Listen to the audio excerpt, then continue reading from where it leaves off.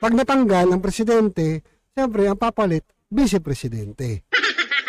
Di ba? Tuloy.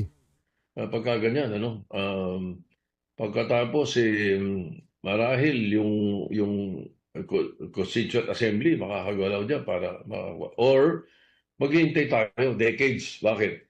Kailangan ma-retire na muna itong mga Supreme Court Justices natin.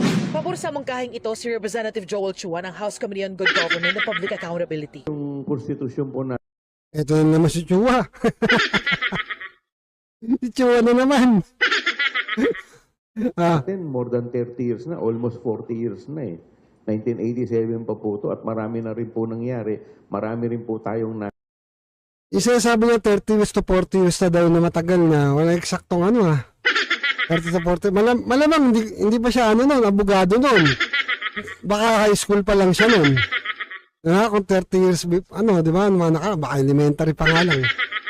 O high school, no?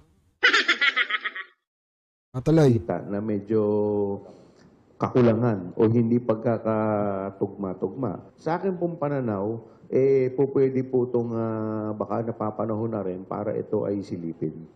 So not in particular lamang dito sa... Alam nyo, kasi kaya gusto nyo naman silipin niya. Kasi meron ko yung motibo. Yun yung bagay na nakikita ng Supreme Court na ang nangyayari, di ba, ginagamit nyo pampolitika. Pagkalaban, kailangan ganito. Tsaka pag utos ni boss, kailangan ganun.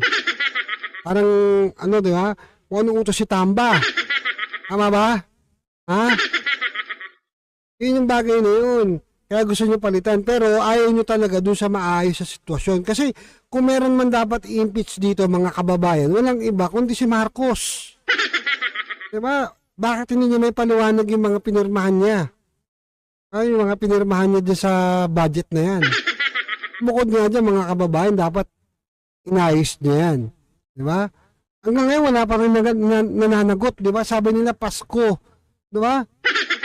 Tatapos ng Pasko't bagong taon, wala akong nakulong kahit isa.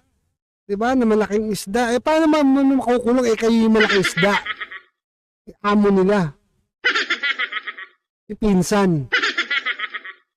Diba? Kahit tinuturo na ni Saldico. Diba? Ang laki ng papel ni Saldico doon sa budget na yan. Paano ginawa yan?